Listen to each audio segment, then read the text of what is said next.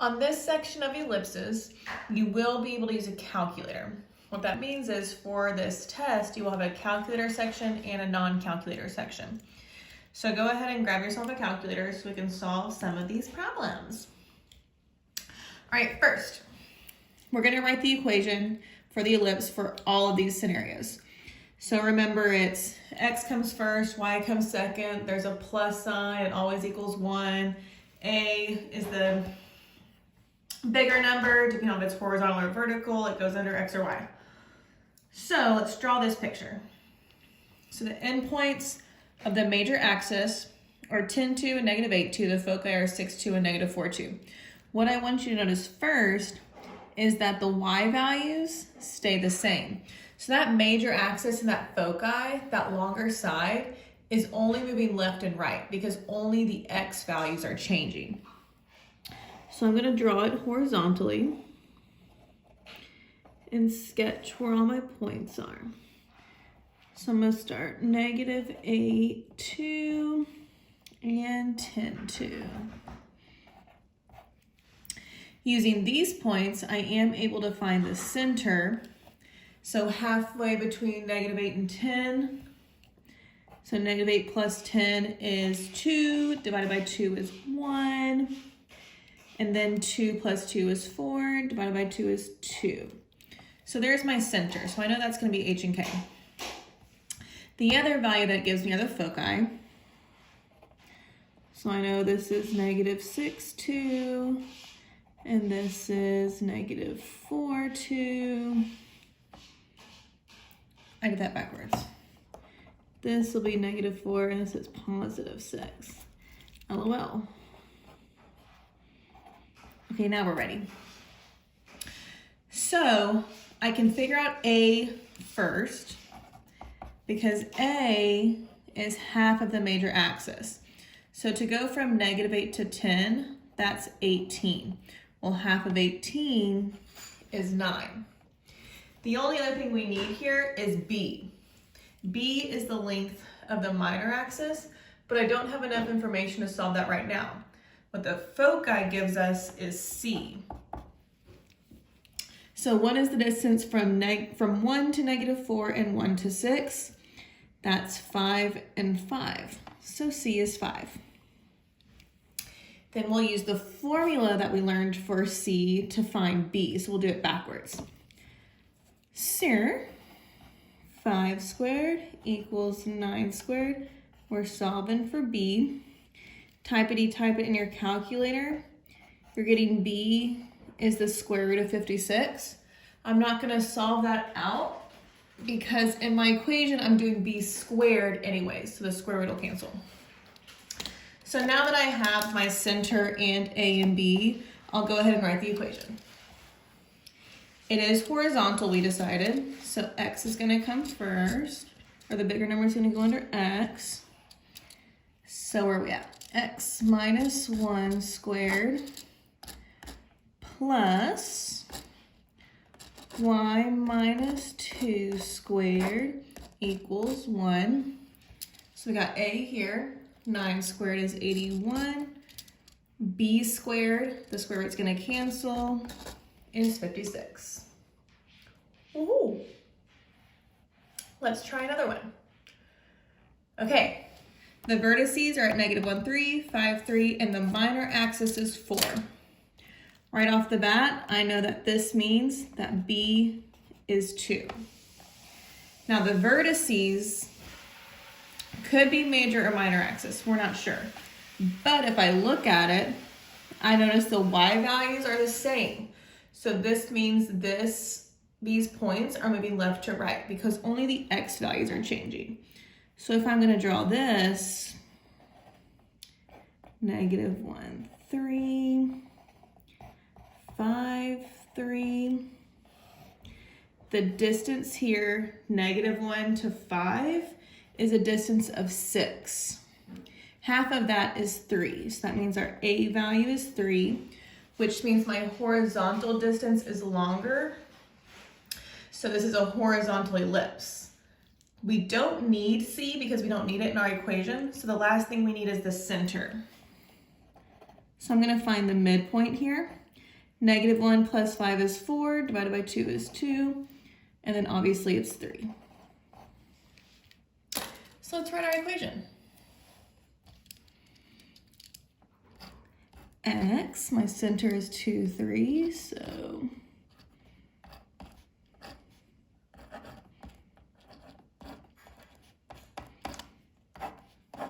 and then we did decide that this was horizontal, so my bigger number is going to go under the X.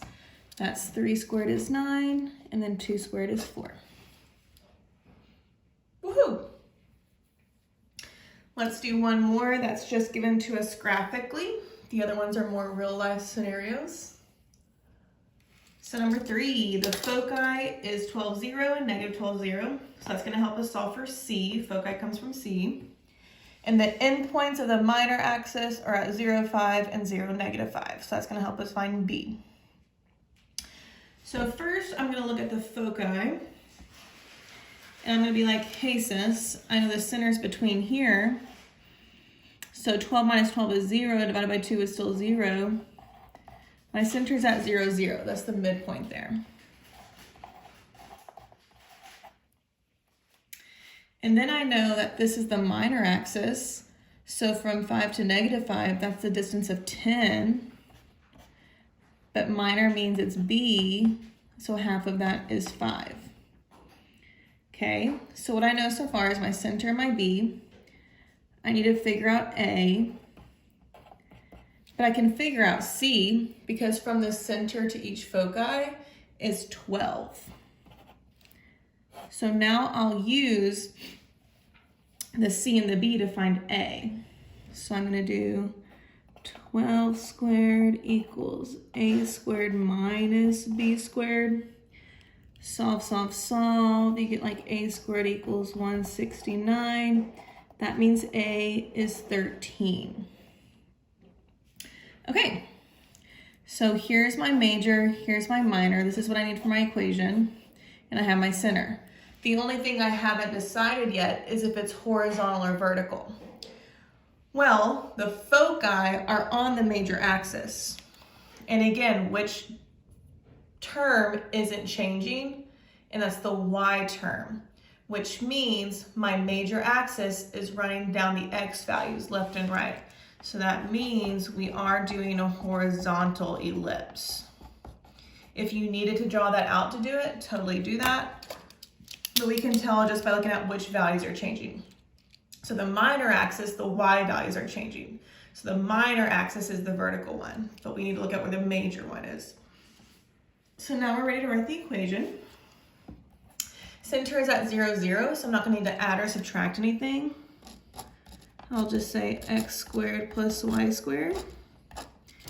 It's horizontal, so my 13 squared is going under x, and my 5 squared is going under y. Done. Okay, so now let's look at more of these real life scenario problems. According to Kepler's laws, planets have elliptical orbits. So let's draw our elliptical orbit.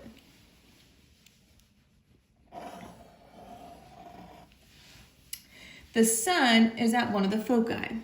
Okay, let's draw a sister sun. We'll put a foci right here and say this is the sun. Okay. The farthest Pluto gets from the sun is 7.4 billion kilometers. So if this is Pluto going around here, this point is the furthest it'll get away. So I'll make this, I'll just say 7.4. The closest it gets is 4.4. So here's where it's the closest. So 4.4. Find the equation of the orbit of Pluto. So find the equation of the ellipse. Now, in real life scenarios, we're not on a graph. So my center, I'm just going to assume is 0, 0. Also, it depends on how you interpret the problem to decide if it's horizontal or vertical. So, depending on how you draw your picture is how you write your equation. So you must show your work on all of these so we can tell whether you're doing a horizontal or you're doing a vertical. For me, I'm going to do horizontal because that's the way I drew it. Okay, so I need center, which we just said was 0, 0. I need A, and I need B. A comes from this major axis, the whole length of it, so 7.4 plus 4.4, 11.8, but that's not A is half of that.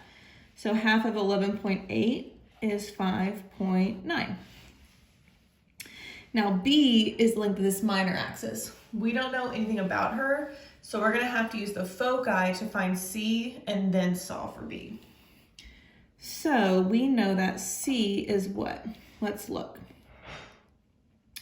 So I know that the whole thing is 11.8, which means half of it is 5.9. So this section is 5.9. Well, if just to here is 4.4, 5.9 minus 4.4, this section is 1.5. Because 1.5 and 4.4 have to give us our A value, 5.9. So that means that foci distance is 1.5. So let's use that to find B. 1.5 squared equals 5.9 squared minus B squared. Use your calculator here. I'm gonna leave B as a square root because I'm gonna square it in my equation anyways. If you don't leave it as a square root, that's fine. It'll work itself out because you're gonna square it anyways. So now that we have everything we need, we'll write our equation. Center's at 0, 0, so I'm gonna do just x squared plus y squared. And then my bigger value, I'll put under x squared. So 5.9 squared is 34.8. And then b squared, so that square root cancels. There you go. Easy peasy, right? Okay, another one. An arch in the shape of an upper half of an ellipse, so we're only drawing half of an ellipse here, is used to support a bridge that is to span a river. Okay, so a bridge over a river, that's half of an ellipse. So here's my bridge, here's my river. We have half of an ellipse here.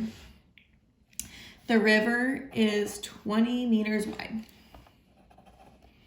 Okay, the center of the arch is 6 meters above the center of the river. Write an equation of this ellipse. So if I'm doing this as the major axis, I'll split it in half for 10 and 10. That means A is 10.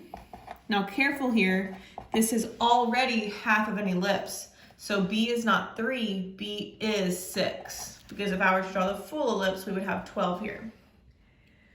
Now this is real life, so I don't have a center. I'm assuming my center is 0, 0. So I'm already done here and I can write my equation. Wow. X squared plus y squared equals 1. 10 squared is 100. 6 squared is 36. High five. Last one.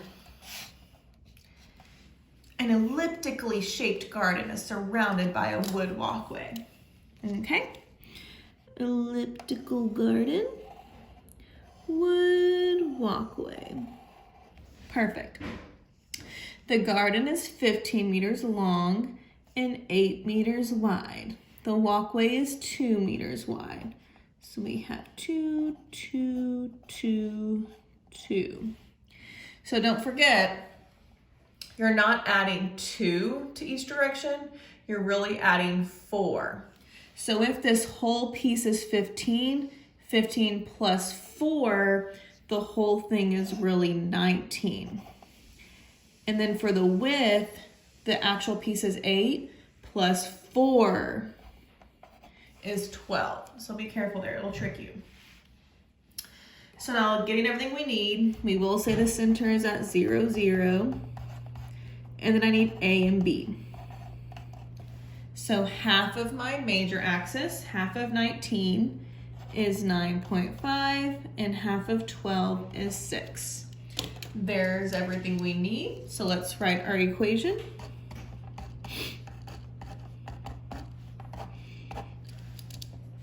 Square your a and b to go in your denominator.